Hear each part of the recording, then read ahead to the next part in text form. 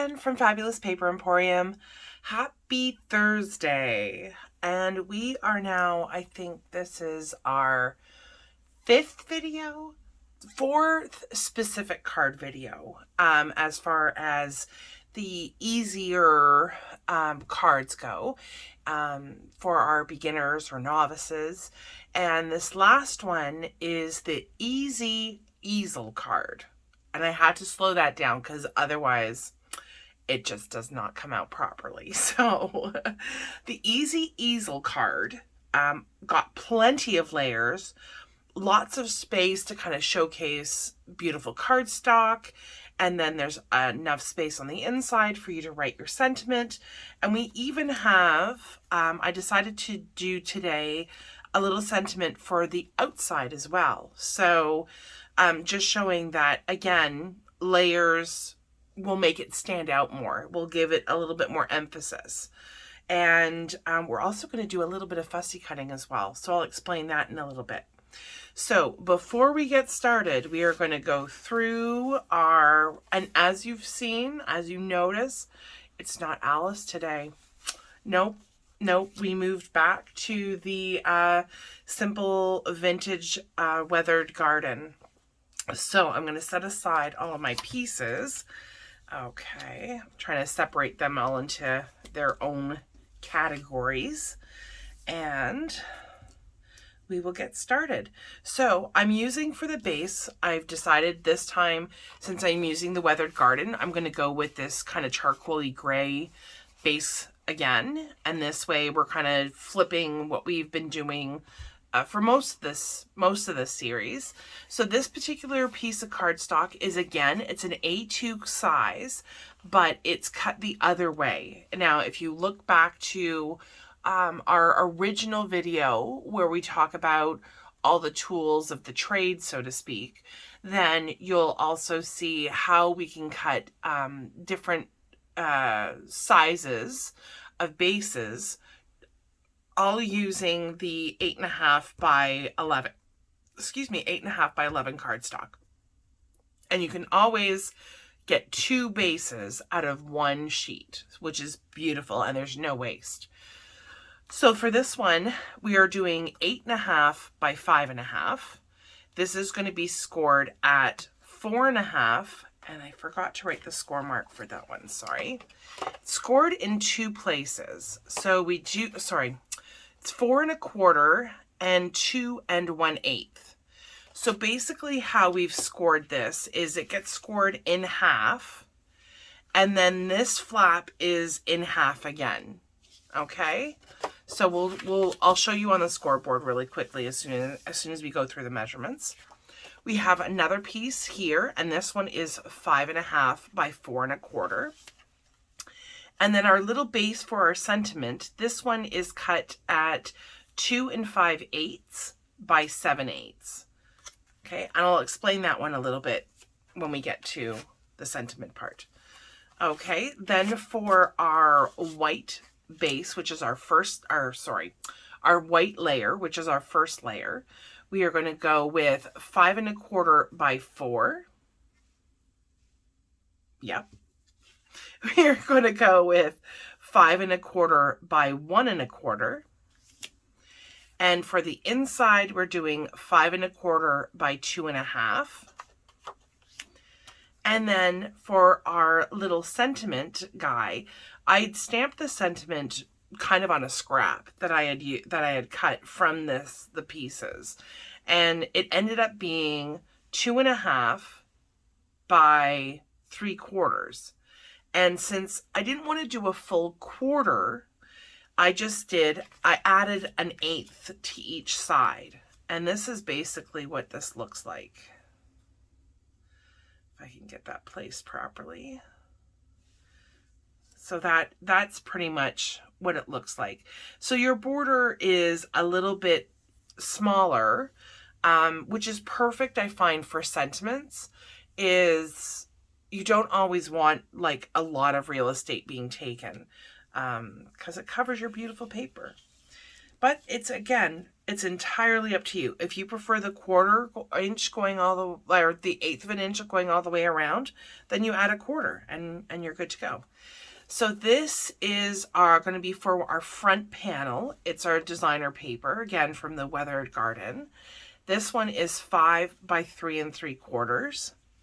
We have a piece that is 5 by 1. And then in that paper pack, there is a sheet that just has butterflies, and it's got the lighter background. So if you can see here, I've left a bit of the white border, and I've just kind of cut around. This is what we would call fussy cutting. So I have left out my scissors, and of course now I can't find them. Oh, there they are. So I cut out a couple more because I just wanted to show you quickly the basics to fussy cutting. You can, if you don't want to leave the white border, you don't have to. I just kind of find that it's a little bit easier, you know, to leave the border, because sometimes the detail is quite fine. So just kind of going around. And it also is kind of like self-matting at that point, because you do have a little bit of a, you know, a different color to kind of make it pop a little bit more. So as I'm going around the butterfly, I'm not moving the scissors. The scissors are staying pretty much stationary. It's the paper that I'm moving with my left hand because I'm right-handed. So, and then we come back out.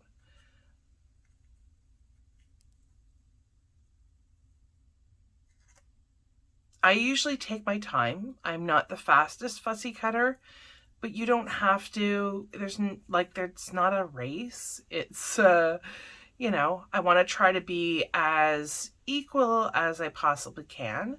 But again, like everything is handmade. So, you know, cutting 2 sheets of paper at, you know, 4 inches, sometimes it'll be a little bit, you know, same thing with scoring. Sometimes it'll be a little bit, you know, a hair off. But, you know, and the same thing when you apply your sheet of paper or when you're adding your layers, it's not always going to be with pinpoint precision. And that's fine. Like, people who receive handmade cards, who appreciate handmade cards, won't be kind of pinpointing that.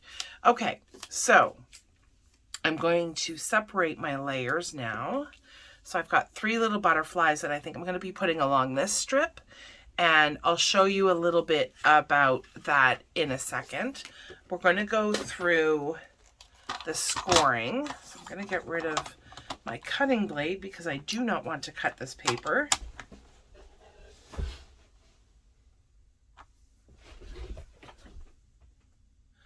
Okay, for a minute I thought I forgot to hit the record button. I had a minor panic attack there. Okay, for our score marks, so we are going to place, the first one is at 2 1/8. So like we talked about yesterday, you've got your 2 inch, and it's going to be, like on this one I have 16ths. So it's going to be 1, 2 bars after that. So I go to the 1 1/8 and I score, and then I move it to 4 1/4 because that's going to be in half, and I score again. And that will give us our first bend.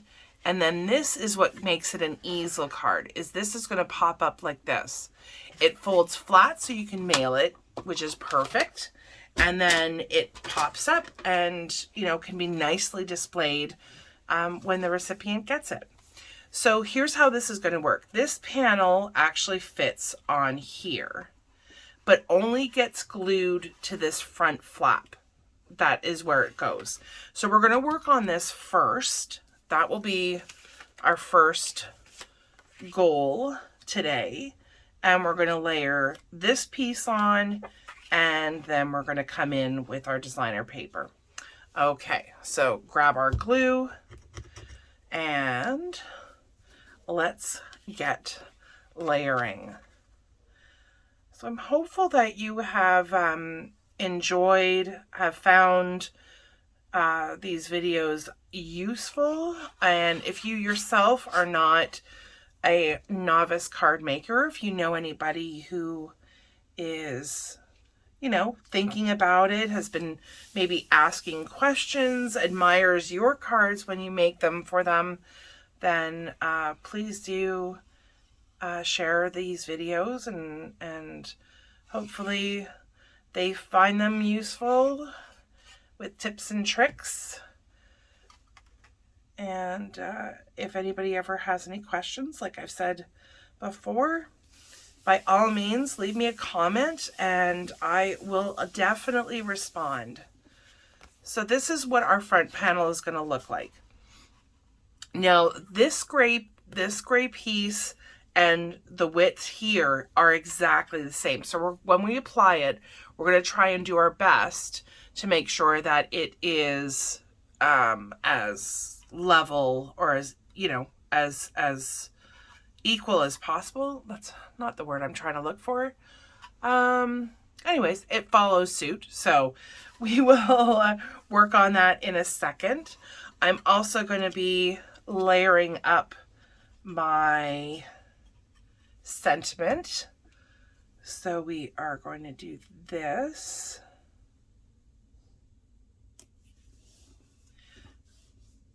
And that we're going to put on here.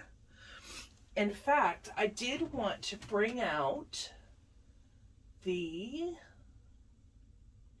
know I have a little roll of it. I haven't opened these yet, I guess. I wanted to show you, we're going to actually break out our foam tape for this one. And there's a couple of reasons why. You are going to need it at the very least for the base right here. That will act as a stopper. It'll raise your pieces up so that you don't have to worry about, like, so the easel part has some place nice and secure to stand up on. So I'm also going to put my layers for the base together, and that's just simply going to go like this. So grab my glue. On strips like this, I don't tend to do a border. Anything that's like, I don't know, an inch or less, I just do like a squiggly all the way down, and that's usually good. So I'm going to open my base here, and we're going to pretty much eyeball. We're not obviously worried about the top. That's where this piece is going to reside, and that's where you can write your message. You do have an option if you wanted to.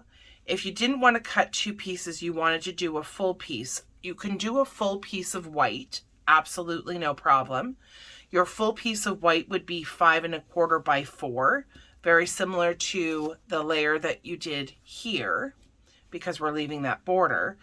And then if you just wanted to cut your designer paper like this, then you can do that. So with this particular card, like I said, we need to have something popped up. So what I'm going to do is I'm popping all of this up. So this is going to be kind of like a 3D effect. And then I'm going to apply my butterflies to it. So again, it requires that 3D effect so that, and I'm using this foam tape to give it dimension. And the dimension is what's going to allow the easel card, the easel part, to stand really nicely. So with foam tape, when I'm applying it to the back of this piece, you have a few options. Foam tape is one. I've got these foam circles, and there's foam strips, and these are little foam squares. So you have your options. They come in a variety of shapes and sizes, obviously. Removing all this stuff now. You don't have to put a full strip on here if you don't want to. You can just do a couple of little strips going this way, and it will work perfectly fine. So I'm just cutting this as we go, and I'm using kind of my garbagey scissors. You don't want to use your paper scissors for this cutting because this foam tape is very tacky, and so it tends to gum up scissors, which is why I have these ones. They look good, but the hinge really is like all kinds of loosey-goosey, so it's broken for some reason. I don't know how it happened, but anyways, doesn't matter. So this is double-sided, so you're going to peel off the adhesive backing on your strips. That becomes very staticky quite often. And we are going to put this in place. So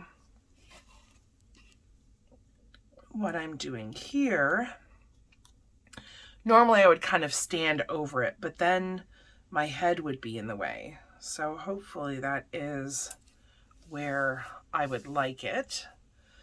And I kind of left this, hopefully give me somewhat of a guide, even though I kept moving it. And I'm going to apply this piece now too. If you wanted to write on it first or do some stamping, definitely do it before you apply it to the card. And that way, if you have any oopsies, you can easily fix them without a lot of frustration. And so that's how the bottom looks. You do have some options. You always have options, and I like to point those out when need be. So like I was saying before, if you wanted to do a solid white piece, you can easily do that. That would get adhered right to your card base, and then you would pop this strip, the patterned paper, that's what you would put on your foam. And that would work equally as well. But see how this kind of acts as a stopper? Right now, this piece is pretty lightweight because it doesn't have anything on it, but we're going to fix that in a minute. So if you wanted to put your designer paper and put that on foam, you could easily do that, and that's totally fine. Totally acceptable. Will still give you the nice border, and that totally works. You can also put your sentiment on this piece. So if your white cardstock and your pattern had been glued down, put your sentiment there and pop that onto some dimensionals, and that again will give you a stopper. So however wide you do this will mean however, it will affect how your easel stands up. So that's the only thing to keep in mind there. So I am going to, you can, if you want to as well, if you wanted to add some foam to your sentiment, which I think I will do now, is I'm just going to run this strip this way and grab my chunky scissors. Cut that. Just make sure it's nicely adhered to your base. We're going to peel that off and, apply it to wherever you want to apply it to. I'm going to do it to the corner. Okay, now comes the not tricky part, but probably the trickiest part as far as this card goes. And we are going to apply this to the front. Now, normally I would put my glue on this piece, but since we have a very specific area where the piece is being glued to, I am going to put my glue on my base. I am going to fold this outwards, and then making sure that I've got this going in the right direction, I'm lining up my bottom and my sides. We're using liquid glue, so it's very forgiving. And then we're just going to give that a good press. Make sure that we've got that all adhered nicely. And this is exactly what we want. We want it to be able to move freely because it will be standing upright. Ta-da! So my final touch, and once this kind of gets folded, it tends to stay more in the easel position. And I don't want to forget my little fussy cut butterflies. If you wanted to, these could easily be popped up as well. But I'm just going to take them. They also are, there's some butterflies in the designer paper that I chose as well. So I love the butterflies in this collection. They're super, super cute. And they are all over the place on many, many, many of the cards. The pattern paper. So there we go. Excuse me. So this is our final easy card for our novice or beginner card makers. It's certainly not the last of the classes. We will be using what we made this week, so the different card styles, over the course of the Card Maker 101 classes. We will be kind of adding to those cards and showing you how you can, bring them to the next level, so to speak. So this is our easy easel card. Hopefully you like it. Hopefully you love it. Hopefully you think it's fabulous. These are the other cards that we have made in this series. So we have our flip flap card. We did that in 2 different colorways. One very similar in the Weathered Garden. One, of course, using Alice.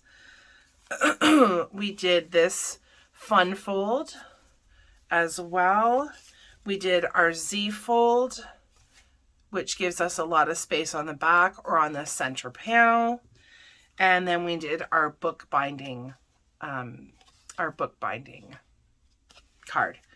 So hopefully you have enjoyed this week. I know I have. I love making cards, but I love it even more when I find that or when I hear that there's someone who's interested in card making, because I'm so passionate about it. Hopefully that comes across. Hopefully you've enjoyed this series. Hopefully you've enjoyed this tutorial. If you have, please give me a big thumbs up. Don't forget to subscribe and hit that bell so you get notified anytime we come up with a new video. Thank you so much for joining me. I really appreciate it. Hopefully you have a great day and stay safe and well. Thanks. Bye.